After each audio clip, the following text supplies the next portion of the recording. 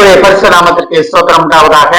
இந்த ஜீவவார்த்தை நிகழ்ச்சியை கேட்டுக்கொண்டிருக்கும் அனைவரையும் கர்த்தருடைய பரிசு நாமத்தினால் வாழ்த்துகிறேன், ஆசீர்வதிக்கிறேன். இன்றைய தின தியானத்திற்கு தேவன் கூட்டு வேத பகுதி, அது சங்கீத புஸ்தகம், அதில் 28ஆம் சங்கீதம், அதில் 8ஆம் வசனம். சங்கீதம் 28:8. கர்த்தர் அவர்களுடைய பலன், அவரே தாம் அபிஷேகம் பண்ணினவனுக்கு அரணான அடைக்கலமானவர். இன்றைய தினம் இதை கேட்டுக்கொண்டிருக்கும் தேவ ஜனமே, தேவனே உங்களுக்கு அடைக்கலமானவர். சங்கீதத்தின் மூலமாக, தாவீது ராஜா எழுதின சங்கீதத்தின் மூலமாக நம்ம அறிந்து கொள்கிறோம். நமக்கு எல்லாமே தெரியும், தேவன் தான் நமக்கு அடைக்கலமானவர். தேவனை நம்புகிற நமக்கு அவர் ஒருவரே அடைக்கலமானவர். அவரே நமக்கு அடைக்கலமாக கொடுக்கும்போது நம்ம எதுக்குமே பயப்பட தேவையில்லை. இந்த வருடம் எப்படி இருக்கும், என்ன ஆகும், ஏதாகும் அப்படின்னு நம்ம பயந்துட்டு இருக்கோம்னா எதுவுமே கவலை இல்லை. முழுமையாக கர்த்தர்கிட்ட ஒப்படைப்போம், சகலத்தையும் தேவன்கிட்ட ஒப்படைப்போம், கர்த்தர் பார்த்துக் கொள்ளுவார். இந்த வசனம், அவரே அவர்களுக்கு அடைக்கலமானவர். அவரை யாருக்கு? தாம் அபிஷேகம் பண்ணினவனுக்கு அரணான அடைக்கலமானவர். யார் அபிஷேகம் பண்ணியிருக்கார்? நம்மளைத்தான் அபிஷேகம் பண்ணியிருக்கார். இப்படி தன்னுடைய பிள்ளை எப்படி அபிஷேகம் பண்ணப்பட்டிருக்கோம்? நம்ம இயேசுவின் ரத்தத்தால் நம்ம அபிஷேகம் பண்ணப்பட்டிருக்கிறோம். அதை நம்ம உணர வேண்டும். பழைய பாட்டு மக்களுக்கு கிடைக்காத ஒரு மிகப்பெரிய பாக்கியம், மிகப்பெரிய ஒரு சலுகை நமக்கு என்ன கிடைச்சதுன்னா, அவர்களுடைய ரத்தத்தால் நம்ம அபிஷேகம் பண்ணப்பட்டிருக்கிறோம். எண்ணெயால் அபிஷேகம் பண்ணப்பட்டாங்க பழைய பாட்டில் இருக்க புஸ்தகங்கள்லாம். ஆனா நம்ம இயேசுவின் ரத்தத்தால் அபிஷேகம் பண்ணப்பட்டிருக்கிறோம். எப்பேற்பட்ட ஒரு பாக்கியம் பாருங்களேங்க. நமக்காக மரித்த தேவன், நமக்காக உயிர்த்த தேவன், நமக்காக பாடுகளை அனுபவித்த தேவன், நமக்காக ரத்தம் சிந்தின தேவன், அவர் மூலமாக நம்ம அபிஷேகம் பண்ணப்பட்டு இருக்கிறோம். எப்படி அவருடைய பிள்ளைகள், என்னுடைய ஜனம் அப்படின்னு அபிஷேகம் பண்ணப்பட்டு இருக்கிறோம். இந்த நிச்சயத்தில் நம்ம வரும்பொழுது அவரே நமக்கு அரணான கோட்டை, அரணான அடைக்கலம். அரணான கோட்டை, அடைக்கலம்னா என்ன? அவர்தான் நம்ம சுத்தி அடைக்கலப்பட்டினமாக. நம்ம சங்கீதம் 91 பார்க்கிறோம் அடைக்கலப்பட்டினம் அப்படின்னு. இதெல்லாம் நம்ம என்ன முதல்லாம் பார்க்கலாம், சட்டத்திட்டங்களை பார்க்கலாம். அடைக்கலப்பட்டினம் ஒண்ணு இருக்கும். அந்த அடைக்கலப்பட்டினம் யாருக்காக? நீதிமானுக்காக கிடையாது, தவறு செய்தவர்களுக்காக இந்த அடைக்கலப்பட்டினம். அப்ப தவறு நம்மளை அபிஷேகம் பண்ணி நம்ம தவறுகளை எல்லாம் மன்னித்து நம்மளை முழுமையாக ஏற்றுக்கொண்டு அரணான அடைக்கலமாக நமக்காக இருக்கிறார். அதே நம்ம விசுவாசிக்க வேண்டும். இதை கேட்டுக்கொண்டு தேவ பிள்ளைகளே, தேவனால் அபிஷேகம் பண்ணப்பட்டவங்க நம்ம, தேவனால் அபிஷேகம் பண்ணப்பட்ட விசேஷித்த அழைப்புள்ள சந்ததி நம்ம. அதே நம்ம உணர வேண்டும்.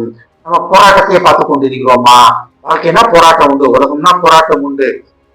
ஆனா அதுக்கெல்லாம் ஜெயம் கொடுக்கிற அந்த போராட்டங்கள் நம்ம விடுதலை செய்த கர்த்தர் இயேசு கிறிஸ்து நம்முடன் உண்டு. அதே நம்ம உணர வேண்டும்.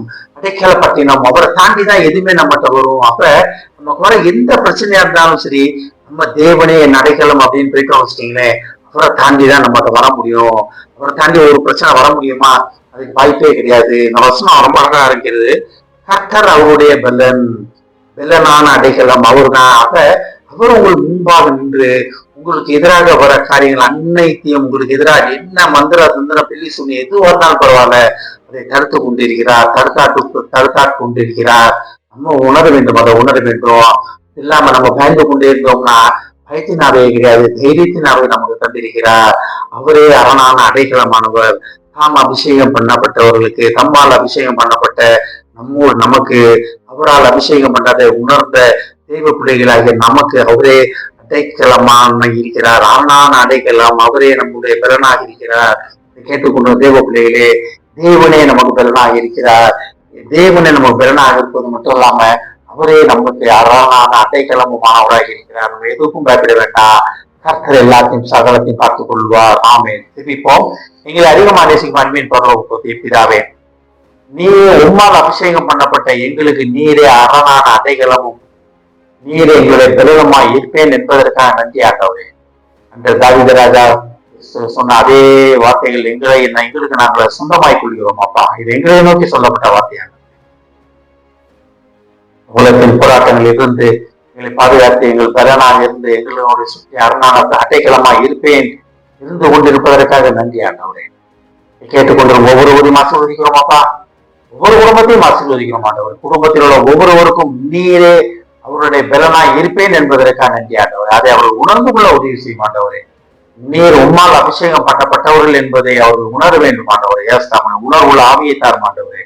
அப்படி அவர்கள் உணரும் போது நீரே அவர்களுக்கு அரணான அடைக்கலமாய் இருப்பேன் என்று வாக்கு கொடுத்ததுக்காக நன்றி ஆண்டவரே. அந்த வாக்கை பற்றிக்கொள்ள உதவி செய்யும் ஆண்டவரே. குடும்பத்தில் ஒவ்வொருவரையும் ஆசீர்வதிக்கிறோம் அப்பா. குடும்பத்தில் நோய்வாய்ப்பட்டிருக்கோம் உங்களுக்கு தெரிகிறோமாப்பா. சத்துருவின் போராட்டங்களை விட்டே தெரிகிறோம் அப்பா. சிக்னஸ் எந்த விதமான நோயா இருந்தாலும் சரி, அது இந்த இடத்துல இடமில்லை. எஸ், இடமில்லை. அவர்கள் பரிபூர்ண சோத்தை கட்டளையிடணும். இயேசுவின் மூலமா கேட்கிறேன் நல்ல பிதாவே, ஆமென். கர்த்தர் உங்களை ஆசீர்வதிப்பாராக.